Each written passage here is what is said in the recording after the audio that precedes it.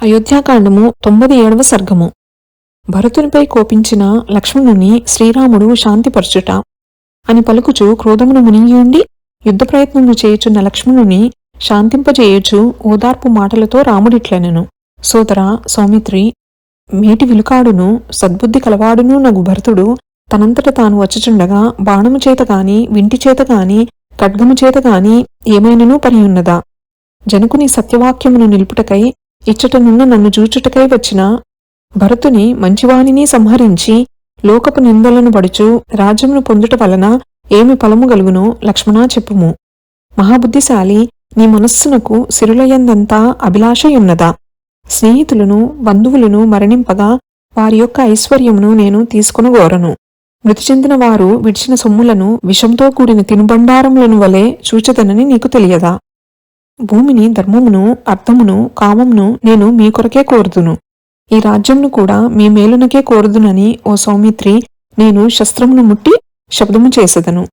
సముద్ర పర్యంతమైన ఈ భూవలయమునందలి సంపదలన్నీయు నేను సంపాదించుట నాకసాధ్యమైన పనిగాదు. ఓ తమ్ముడా, ధర్మ మార్గమును తప్పి నేనెంద్ర పదవినైనను కోరను. సాటిలేని మంచి గుణములు కలిగిన భరతుడును నీవును నీ తమ్ముడైన శత్రుఘ్నుడును సుఖంగా లేనిచో నా సుఖములన్నింటినీ అగ్ని బూడిదగా చేయునుగాక. సోదర వాత్సల్యము కలిగిన భరతుడు మన కులధర్మమును తలంచిన వాడే అయోధ్యకు వచ్చి నేను నీతోడను సీతతోడను నారచీరలను గట్టి వానప్రస్థుడనై వనములకు వచ్చుట విన్నవాడై నాకు ప్రాణముల కంటెను ఇష్టడు గనక ఆలోచించి ధర్మతత్పరుడై కలత చెంది స్నేహభావము హృదయమంతయు నిండియుండగా చూచుటకు వచ్చుచుండెను గాని ఇంకొకటి కాదు సుమా. కైక మీద కోపించిన వాడై దుర్భాషలను పలికి పుణ్యాత్ముడగు తండ్రి కృపకు పాత్రుడై నాకు తిరిగి రాజ్యమునిచ్చుటకు వచ్చెను. ఇది నిజము. విన్నావా? భరతుడు మనలను చూడవచ్చుటయూ తగియున్నది. అతడు మనస్సునందైనను మన యందు కీడును తలపెట్టడు. అటువంటి వానిపై నీవిట్లు కోపించుట తగునా? మెచ్చదగిన గుణములు గలవాడా, ఆ పవిత్రుడు నీకెప్పుడైనను అపకారమును తలపెట్టెనా? ఊరకే భయపడదబెందులకు ఇట్టి మాటలెప్పుడైనా నన్నెనా? నీకిట్టి సందేహము తగునా? ఇకనెప్పుడును అతని నిట్టి మాటలనుకుము. ఒకవేళ వినయమును వీడి నీవతని నన్నుచో వినుము. అవి నన్ననినట్టులుగా తలచెదను. ఎంత ఆపద వచ్చినను తండ్రిని చంపగల పుత్రుడుండునా? ప్రాణసమానుడైన సొంత తమ్ముని చంపు అన్నయ్యుండునా? ఇంతింత మాటలాడుటకు నీ నాలుక ఏ విధంగా వచ్చినది? రాజ్యము మీద కాంక్ష కనుక నీకింత ఎక్కువైనచో ఓ భరత, ఈ రాజ్యమును లక్ష్మణునికిమ్మని చెప్పుతున్నా. ఊరకు మాట వరుసకు ఈ భూమిని లక్ష్మణునికిచ్చివేయుము తమ్ముడాయని నేనన్నచో ప్రేమతో అట్లే యనును సుమా. ఇసుమంతైనను అతనికి రాజ్యము మీద కోరికలేదు సుమా అని చెప్పగా ధర్మశీలుడైన రామచంద్రుని మాటలను విన్నవాడై రాముని శ్రేయస్సునే కోరునట్టి లక్ష్మణుడు ఎక్కువైన సిగ్గును పొంది తనలో తాను చిన్నబోయిన వాడై బాధ నొందుచూ నిట్లనెను.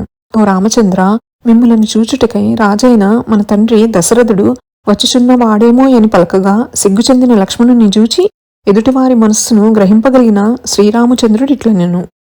లక్ష్మణ, మనలను చూచుటకే రాజు వచ్చుచుండెనో లేక మనం ఈ వనములలో పడుచున్న కష్టములను మనసునందు తలచి మనల్ని ఇంటికి తీసుకుని వెళ్ళుటకే వచ్చుచున్నాడో అని తలంచెదను.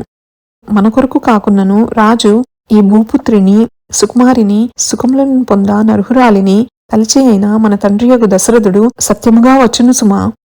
ఆ వచ్చుచున్న వాయువేగం గలవియు మంచి కులమును బుట్టినవియు సుందరములైనవియునగు 2 గుర్రములను తండ్రిదైన శత్రుంజయమును ఏనుగును సైన్యమునకు ముందు వచ్చుచున్నవి చూచితివా లక్ష్మణ? ఆ సైన్యమునందెచ్చట చూచినను దివ్యమైనదియు భూమియందు పూజింపబడినదియునై ఒప్పెడి మన తండ్రి యొక్క తెల్లని గొడుగు కనబడుకున్నది.